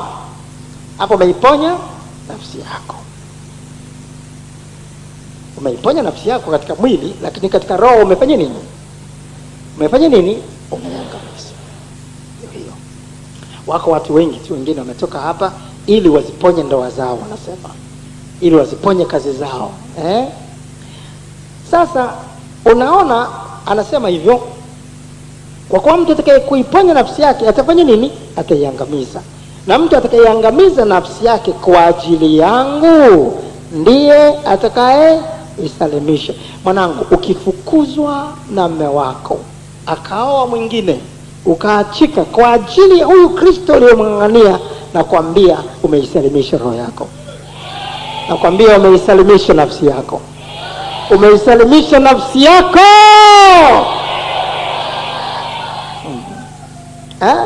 Ngumu kumeza. Haya. Marko 8:34 tulisoma tena pale. Marko 8:34. Marko 8:34. Marko 8:34. Akawaita mkutano pamoja na wanafunzi wake, akawaambia, mtu yeyote akitaka kunifuata mtu yeyote akitaka kunifuata na ajikane mwenyewe, ajitwike na msalaba wake anifuate. Maneno yanayofuata ni yale mwelekeo ule wa kule kwingine. Sasa mstari wa 35 mpaka 36. Kwa mtu atakaye kuiponya nafsi yake atafanya nini? Ataiangamiza. Na mtu atakayeangamiza nafsi yake kwa ajili yangu na kwa ajili ya Injili, huyu ataisalimisha. Kwa kuwa itamfaidia mtu nini kuupata ulimwengu wote akipata hasara ya nafsi yake? Unaona haya maneno yanakuja baada ya ile kujitwika nini? Msalaba. Haya, Mathayo 16:24. Akimaliza hiyo lazima yataje hayo, ingawa unakuta maneno mengine yanakuwa tofauti, lakini mwelekeo ni ule ule. Mathayo 16:24 pale tena tulisoma. Mathayo 16:24. Wakati wa Yesu aliwaambia wanafunzi wake, mtu yeyote akitaka kunifuata na ajikane mwenyewe, ajitwike msalaba wake anifuate. Mistari miwili inayofuata. Kwa kuwa mtu atakaye 25 na 26 sasa.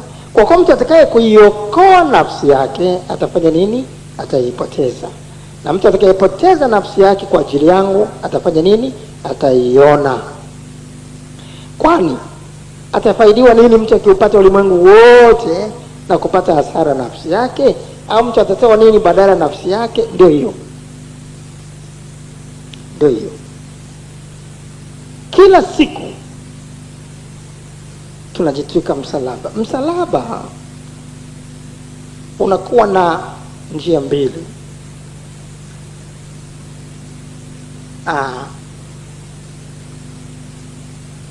Ukiusimika msalaba hivi kwenye ardhi yako au juu ya meza yako, unaona kuna kipande cha mti ambacho kinatoka juu kwenda chini, si ndio? Alafu kuna kingine sasa kinatoka ambacho kinatoka kushoto kwako kwenda kulia, ambacho kinapita hapo. Sasa kwa namna yote lazima kitangulie kimoja chini. Wakati unatengeneza msalaba wenyewe, kimoja kitakuwa kinatangulia chini, halafu kingine kitakuja juu yake, si ndio? Kinakuja juu ya huyo mwingine aliyetangulia hapo, ndio unatengeneza msalaba wako. Sasa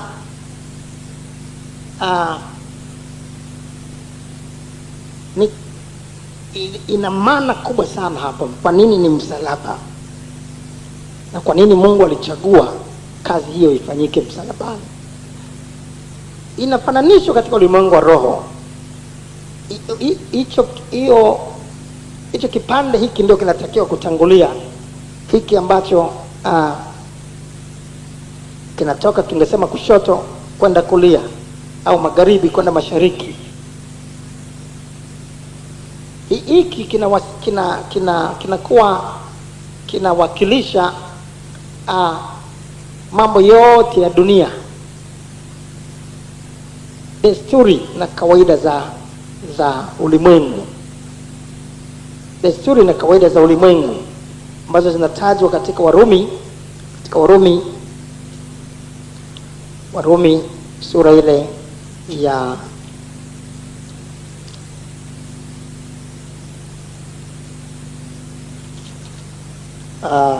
inapaswa kwa Waefeso hapo. Waefeso sura ile ya pili. Waefeso sura ile ya pili mstari wa kwanza mpaka mstari wa pili. Waefeso 2:1 mpaka 2. Nanyi mlikuwa wafu kwa sababu ya makosa na dhambi zenu ambazo mliziendea zamani kwa kuifuata kawaida ya ulimwengu huu. Kawaida nyingi za ulimwengu zinaungana na mfalme wa uwezo wa anga ambaye ni Ibilisi, na kwa kumfuata mfalme wa uwezo wa anga, roho yule atendaye kazi sasa katika wana wa kuasi. Kawaida ya ulimwengu huu. Kuna kawaida nyingi za ulimwengu, lakini ni dhambi, ni kumfuata Ibilisi katika kuzifanya hizo kawaida. Ni kama leo nakuta wanawake wengi kawaida kuvaa suruali, kawaida mashuleni, kawaida vioni, kawaida barabarani, kawaida mitaani. Zamani ilikuwa hata wanaovaa suruali au wanawake ilikuwa vigumu sana kwenda kijijini ukutana na bibi yako huko umevaa suruali huko vijiji vya kwetu, wangekushangaa sana. Lakini sasa hivi wanaenda nazo, na mabibi wengine nao wanazivaa na unakuta bibi amevaa na wigi lake na anashangaza huyo bibi, tafikiri sanamu fulani hivi. Ni kawaida ya ulimwengu huo sasa kuvaa suruali wanawake. Unaona inafikia mahali mwanamke anavaa suruali, akija kuvaa sketi eti ndio ajabu. Sasa akija kuvaa gauni ndio ajabu. Ni kawaida ya ulimwengu huo sasa. Kawaida ya ulimwengu huo maperfume, kawaida ya ulimwengu ndio mawiki, kawaida ya ulimwengu kujikoboa ngozi kwa mikorogo, kawaida ya ulimwengu maheleni, mabangili, mamikufu, mlegezo kama hivyo wanaume. Inaenda sasa inakuwa kawaida. Nguo ya ndani inaonekana kwa nje. Mwanzoni kituko, lakini mpaka sasa hivi unashangaa hata wasiowadhani nao wako hivyo. Unakwenda wanaume wanavaa mikufu, inakuwa kawaida ya ulimwengu, na viheleni iko huko wanaume, kawaida ya ulimwengu huo. Kuna kawaida nyingi hizo, nyingi. Sisi kwetu hapa katika kazi kwetu, unataka kazi, suruali hapa ndio sare za kazi. Mwanamke lazima uvae suruali. Sasa bila kuvaa suruali hapa huwezi kuajiriwa. Sehemu nyingine inabidi lazima uvae minisketi, lazima kiwe kifupi sana kisketi cha kwako. Hizo nguo zenu ndefu hapa huwezi kupata kazi. Ni kawaida ya hapo kazini hivyo. Wengine ni kawaida ya uasherati, ni kawaida ya uzinzi. Unakuta wote wazinzi shuleni tu, uasherati. Kwenye Facebook yao yote ni kuonyeshana tu wanaume, kuonyeshana wanawake. Ni hivyo, ni uasherati, uzinzi ni kawaida. Yaani wewe kama una boyfriend, wewe kama una girlfriend, mtu gani wa ajabu sana? Wewe wapi? Unakuwa dunia ipi? Kwa sababu kawaida hii kila mmoja na ubao wa juu ambao unatoka mbinguni huko juu unateremka chini, huo una cross, huo unakata katikati hapo. Sasa maana yake ni kwamba pale ambapo kuna kawaida ya ulimwengu, halafu kuna kawaida ya Biblia, yani kuna njia ya ulimwengu, kuna njia ya kawaida ya ulimwengu, halafu kuna njia ya Bwana. Njia ya Bwana lazima iwe juu. na njia ya Bwana natoka juu mbinguni na teremka chini. Inakata hapo, yaani maana yake hapo hicho kitu cha chini cha kawaida ya ulimwengu, huyu anayejitwika msalaba analazimika kukikataa hata kwa gharama ya kifo. Hii njia inayotoka huko juu ndio lazima ishinde. Inatupasa kumtii Mungu kuliko mwanadamu. Je, hukumuni wenyewe. Je, ni halali kwangu kumtii wanadamu kuliko Mungu? La hasha. La hasha. Mungu amesema hivi na hivi, na wazazi wamesema hivi na hivi. Mungu amesema hivi na hivi, na huyu mkuu wa ukoo anasema hivi na hivi. Sasa hapo unajitwika msalaba. Kila siku tunakutana na kawaida za ulimwengu zinazokuwa tofauti na imani yetu. Kila siku tunakutana nazo. Kazini ni kawaida ya ulimwengu kupokea rushwa, kutoa rushwa. Bila kutoa rushwa huwezi kupata hiki na hiki, huwezi kupata hiki na hiki. Ni kawaida. Hii utapata tenda, utapata zabuni wapi bila rushwa? Hamna. Hii Tanzania yote sasa hivi ndio hivi ilivyo. Tunaona rushwa inatembea nje tu. Yaani bila rushwa utaendelea kuwa maskini. Ndio ninajitwika msalaba wangu kila siku na kumfuata Yesu. Hata kama maskini wangu utanifanya sila chakula, itanifanya kula kwa itanifanya kuokoteza nipate uji, potelea mbali. Lakini mimi na Yesu. Huko ndiko kujikana mwenyewe na kujitwika msalaba wako kila siku na kumfuata. Pale ambapo wengine wote wanashinda mitihani kwa uasherati, mimi potelea mbali ni feli.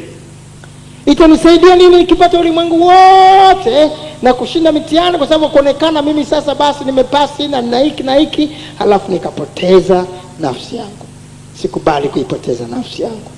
Nakubali kufeli. Huko sasa ni kuiangamiza nafsi yako. Lakini nataka kuiponya. Mimi nakwambia kama utaki kufanya uasherati na mimi ni mwalimu, mimi ndio natoa yani nasahisha na nakupa matokeo. Nitakufelisha tu na wokovu wako. Wewe huyo Yesu hatakusaidia. Kujiponya nafsi yako ni kukubali na wewe uasherati. Unasikia masauti, nafikiri ufanye uasherati tu utatubu. Hakuna kitu cha namna hiyo kwamba unafanya kitu unajua ni dhambi halafu utatubu. Mungu sio mzaa hivyo. Mungu hadhihakiwi. Chochote apandacho mtu ndicho atakachovuna. Ufanye dhambi kwa kusudi alafu unasema nitatubu. Hakuna toba ya namna hiyo ndugu yangu. Toba tunatubu pale ambapo umefanya dhambi bila kukusudia. Sio hiyo kwa kusudi. Hiyo huko ni kumjaribu Mungu. Ni kutafuta shida. Watu wa namna yako hivyo nyakati za Biblia walikuwa nakatiliwa mbali na watu kabisa. Wanakufa. Kwa hiyo kuna mengi tukayokutana nayo ambayo yanakuwa tofauti na kawaida ya ulimwengu. Mizaha, kejeli itakuja. Yaani wewe kijana kweli mzima kwenye chumba chako, wengine tunaona wanaingiza huko, wanamleta yule. Wewe tangu umekaa hapa hatuoni mtu. Hebu tuambie, tukusaidie. Kejeli na mizaha namna hiyo itakuwa ipo, ni kawaida ya ulimwengu. Wao wanaona ndivyo wanavyofanya. Yaani wamekaa hivyo muda wote hivyo. Wako wanaume wengi wanakutaka tu, alafu unasema siwezi kuolewa na mataifa haya. Utazeekea hivyo hivyo. Potelea mbali. Na iangamiza nafsi yangu, lakini niiponye roho yangu. Amen. Lakini habari ya kuolewa na mataifa, wakati mataifa Mungu anasema msifungiwe nira pamoja na wasioamini, siwezi. Hapo ni msalaba umejitwika. Amen. Kwa hiari yako mwenyewe unasema najitwika msalaba na kuwa tayari kwenda kuisimamia imani yangu hata kwa gharama ya nini? Ya kifo. Achilia mbali kutemea mate, achilia mbali kukejeliwa, achilia mbali kudhihakiwa. Amen. Amen. Atadhihaki. Angalia, tumesikia kwenu huko miujiza yanafanyika sana. Mbona yanakupata haya? Mbona watoto wako wanapata haya? Mbona watoto wako wanapata haya? Mbona hivi? Mbona vile? Waseme mwisho watalala. Haachi mtu imani hapa. Kama yuko mtu wa namna hiyo, huyo kweli ndiyo mwanafunzi wa Yesu.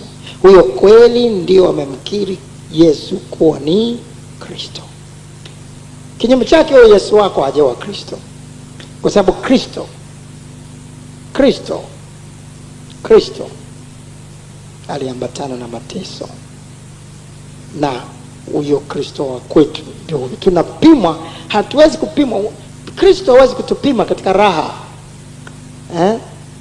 Wakati anakupa magari, kila mtu ni rahisi kusema haleluya na kumfuata Yesu. Wakati anakupa hela na kupandisha cheo, anakupa hiki, anakupa mazuri, ni rahisi kuendelea na kusema amani. Oh, Yesu asifiwe. Oh, Yesu ni Bwana. Oh, Bwana ni mwema. Ni rahisi. Lakini katika mazito ndio tunajua imani yako. Katika magumu ndio tunajua imani yako. Imani yako haipimwi wakati wa mema. Imani yako haipimwi wakati wa kupata mazuri. Imani yako inapimwa wakati wa msalaba. Sema amen kwa bidii. Wakati wa msalaba, wakati wa mazito, wakati wa magumu, ndio imani yako inapimwa. Na hapo ndipo inathibitika vizuri kwamba kweli wewe uko katika imani au la. Ndio maana katika Ufunuo Yohana anasema uwe mwaminifu hata ndio. Uwe mwaminifu hata kufa. Ndio. Ile kuwa mwaminifu mpaka kufa sasa ndio ambayo inakupa moja kwa moja kuwa tayari. Sasa wako watu wengine ni rahisi ukiwahubiria na kusema pokea Yesu. Ukimpata Yesu utapata mchumba. Ukimpokea Yesu moyoni mwako, mateso yako yatakwisha. Ukimpokea Yesu moyoni mwako, magonjwa yako yatapona. Utapata kazi, utainuliwa kazini kwako, utapata magari, kila kitu kitanyoka, utajenga nyumba. Yeye ana vyote na hivi na vile. Nani anataka kumpokea Yesu? Unasema wamekata shauri umati. Hamna kitu hapo. Hapo hamna kitu. Lakini injili halisi, Yesu Kristo anaigonga, anapisha ndani ya moyo wako. Pokea Yesu ndani ya moyo wako, lakini hesabu gharama kabla hujajenga mnara. Ukimpokea Yesu unaweza kutenganishwa na ndugu zako wote. Baba yako anaweza kukukataa na kusema wewe sio mwanao, sio mtoto wake tena kuanzia wakati huo. Anaweza sikulipie ada tena, sikulipie karo. Tumepewa siku mwamini tu ila na kuteswa kwa ajili yake. Na vitu vyako vyote vinaweza kukongoroka kwa siku moja kama Ayubu. Shetani anaweza kukushambulia kwa namna kubwa sana ili akurudishe Misri. Lakini lazima ujue, yeyote ambaye anapenda utaua hana budi kuudhiwa. Imetupasa kuingia katika kwa ufalme wa Mungu kwa njia ya dhiki nyingi. Dhiki zitakuja kwa sababu shetani hatafurahi kuona umeacha ukahaba wako. Unaweza kuacha ukahaba wako ukakuta maisha yako yakawa ni mazito kabisa. Sasa hivi unakula kwa sababu ya kuuza mwili wako. Unaweza kukaa muda mrefu bila kazi kwa sababu umetangaza vita dhidi ya shetani. Lakini itakufaidia nini ukipata ulimwengu wote na kupata fedha zote na hatimaye siku ya siku unapoteza nafsi yako? Ni heri mgeukie Kristo Yesu leo, hata kama unaendelea na magonjwa yako, unaendelea na mateso yako, lakini siku ya siku utakufa tu bila shaka. Je, ni nani ambaye anamtaka huyo Yesu Kristo ili hata kama awe kama Lazaro, potelea mbali, au analambwa vidonda katika hali nzito, lakini akifa amuone Kristo, akae katika yeye, ndugu zake wote wakimwacha bado wawe na Yesu? Nyosha mkono wako. Unaweza kupata 2, 3, 4. Kupata watu wengi ukata shauri, nategemea unahubiri nini. Unaweza kutumia mbinu fulani. Unaweza kutumia mbinu fulani ukapata wengi tu. Inategemea unaipelekaje hiyo. Na unaweza kupata watu wanaokata shauri fake tu, ambao ndani yao wanamfuata huyo Masihi ambaye atawaokoa na adui zao. Unaona? Lakini hawa ambao wanasema kweli tukuache wewe tuende kwa nani, waliendelea kuwako.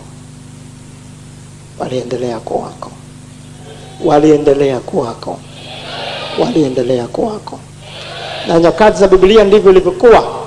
Nyakati hizi ile karne ya kwanza na karne ya pili kulikuwa na mateso mazito mtu kumkiri Yesu kuwa ni Kristo. Kulikuwa na mateso mazito sana, watu waliuawa, walikuwa wanachukuliwa makundi, wanaenda simba wanawekwa hapo, inakuwa kama ni uwanja, watu wamekaa kama uwanja wa mpira, simba wako katikati kama kwenye zizi, simba wakali, alafu wanachukuliwa watu, wanaambia wewe bado unaendelea na imani yako, wewe bado hutaki kuikana imani yako ya wokovu, utatupa kwenye simba wale. Watu wale walikuwa wanatoka huko ndo kubeba msalaba wako wenyewe. Chagua uiponye nafsi yako, mkatae huyo Kristo. Chagua ponye nafsi yako, kataa wewe wokovu, hata utakupeleka kwenye simba, hutauawa. Lakini kinyume chake unaenda, wanakuwa wengine wametangulia, wanakwenda wanatafunwa na wale simba, wamekataa, hawataka kuacha wokovu, wanaenda kutafunwa na wale simba, kacha huku watu wanashangilia. Alafu nasema umeona mwenzenu ameshatafunwa, na wewe sema sasa. Lakini nyakati zile za karne ya kwanza na nyakati ya karne ya pili walikuwepo watu kweli ambao wanaobeba msalaba wao na kumpata Yesu, ambao ndio waliimba wimbo ndio ulianzia karne ya kwanza na ya pili, umetafsiriwa katika lugha karibu zote duniani. Ndio chukua vyote nachie Yesu, chukua vyote niachie Yesu, chukua vyote niachie Yesu, sitarudi nyuma, sitarudi,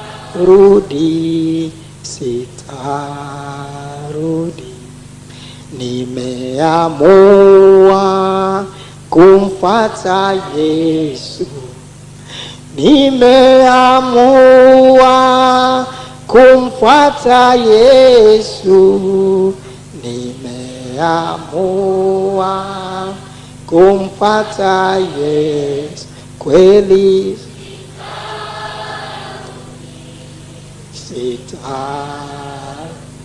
nyuma,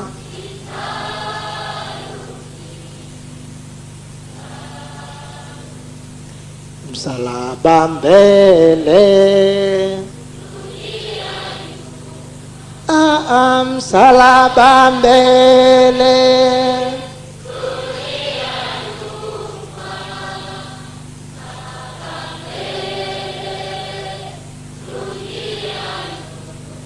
kweli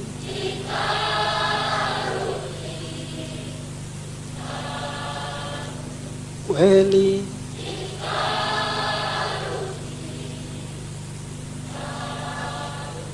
I have decided to follow Jesus. I have decided to follow Jesus. I have decided to follow Jesus. No turning back, no turning. Waliimba wimbo huo wakati ndugu zao wengine, kaka zao wametangulia, wanatafunwa na simba, na wewe kaka yako ndio huyo tayari ameuawa na simba, na wewe dada mtu, na wewe unakwenda. Siwezi kumkana huyu Yesu, na mimi niwahi nikakutana naye kule juu mbinguni. Walienda wakiwa naimba wimbo huu, wanaenda kuchoma moto, wanatupa kwenye tanuru la moto, walienda wanaimba nyimbo hizi, wanaenda kutafunwa na simba, walienda wanaimba nyimbo hizi, wanaenda kupigwa mikuki, wanaenda kukatwa kwa panga. Hawa wametangulia kuingia katika mbingu hiyo. Usidanganyike mwanamke kwamba utaingia mbingu hiyo na wiki. Umedanganywa na mashetani, na wao wamekudanganya, umedanganyika. Mbingu hii wanaingia watu walioshinda, wanaingia watu ambao wamekataa kawaida ya ulimwengu, wanaingia watu ambao wamejitwika misalaba yao kwa hiari yao wenyewe. Wamesema msalaba wataushika, watauvaa. Kawaida ya ulimwengu wataikataa, watamfuata Kristo hata kama ni kwa gharama ya kifo. Sio kwa gharama ya kuachika kwa mume, sio kwa gharama ya kuachwa na mke, sio kwa gharama ya kuachwa na mtoto, sio kwa gharama ya kufukuzwa kazi, sio kwa gharama ya kunyimwa kupandishwa cheo, sio kwa gharama ya kupoteza gari lako, sio kwa gharama ya kupoteza cheo.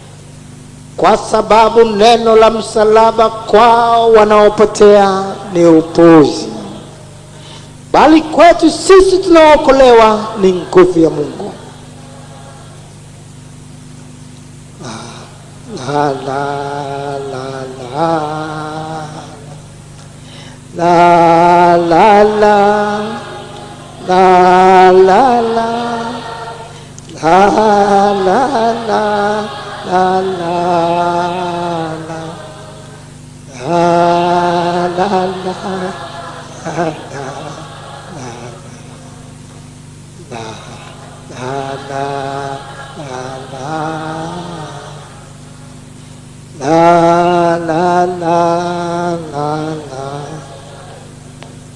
Akawaambia wote, mtu yeyote akitaka kunifuata na ajikane mwenyewe, ajitwike msalaba wake kila siku anifuate. Kwa kuwa mtu atakaye kuiponya nafsi yake ataiangamiza, na mtu atakayeangamiza nafsi yake kwa ajili yangu ndiye atakayeisalimisha. Kwa kuwa yamfani ni mtu kuupata ulimwengu wote, kama akijiangamiza na kujipoteza mwenyewe. La la la la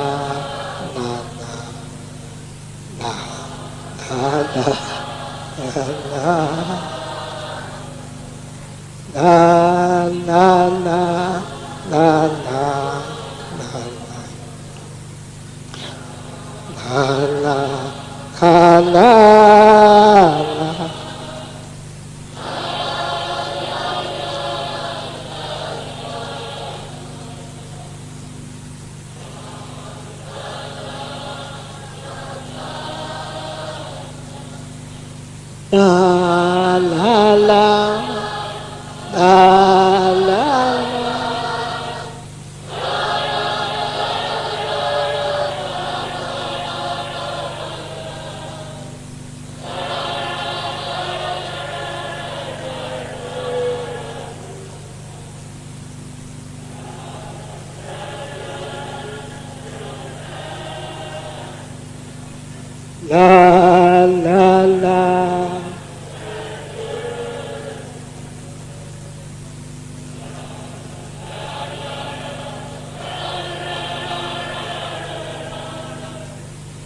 Akawaita mkutano pamoja na wanafunzi wake, akawaambia, mtu yeyote akitaka kunifuata na ajikane mwenyewe, ajitwike na msalaba wake anifuate.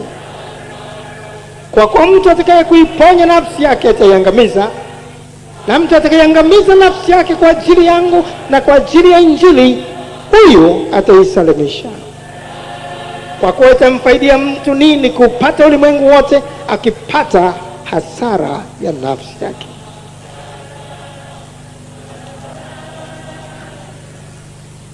La la la la la.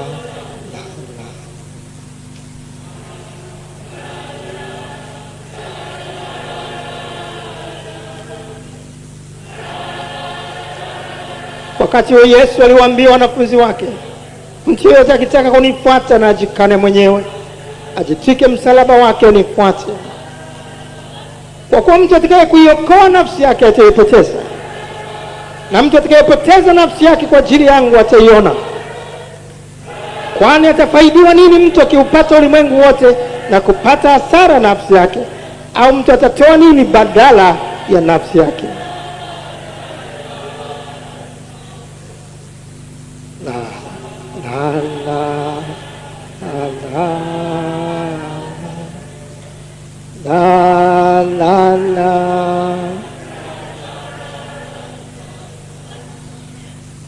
Watu wakasimama wakitazama.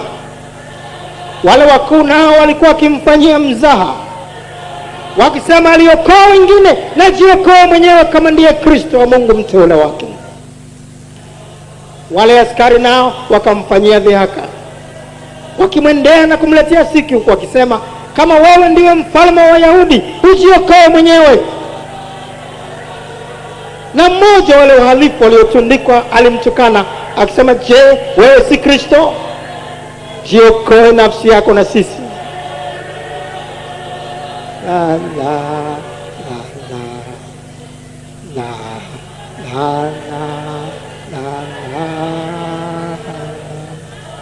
la la la la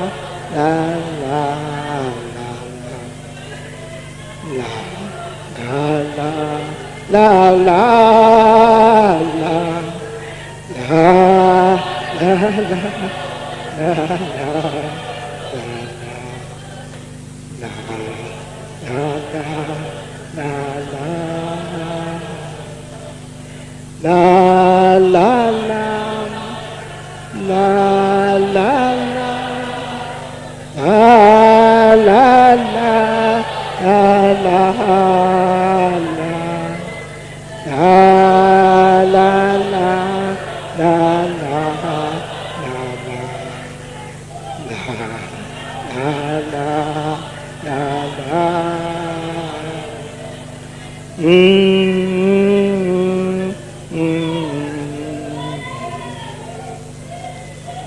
Wewe unajua yanayokupata.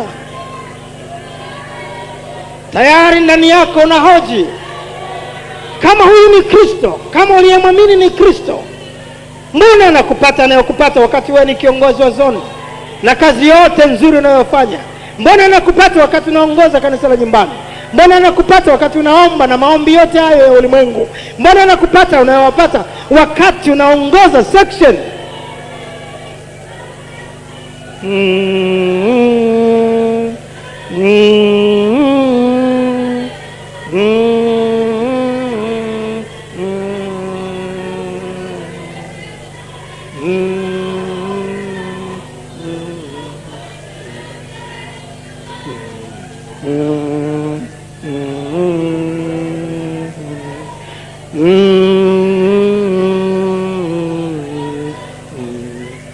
Mpaka leo Wayahudi hawamwamini Yesu kuwa ni Kristo. Walimwamini tu alipowapa mikate, walimwamini tu alipobadilisha maji kuwa divai, walimwamini tu alipowapa samaki wengi wakala wakashiba na kusaza. Aliwaamini alipowafufulia wafu wao, alipowaponya vipofu wao, alipowaponya vilema wao, alipowapa miujiza. Lakini ulipomwona mtenda miujiza yeye mwenyewe, yeye naye anasulubishwa. Kristo gani sasa? Kristo gani sasa?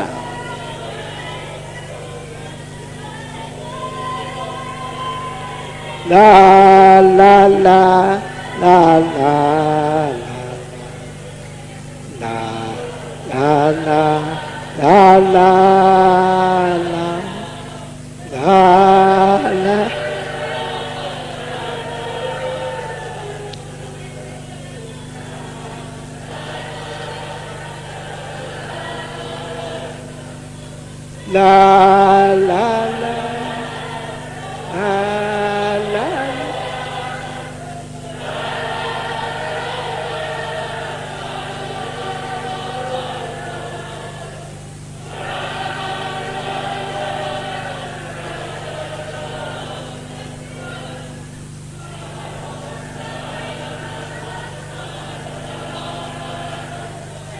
la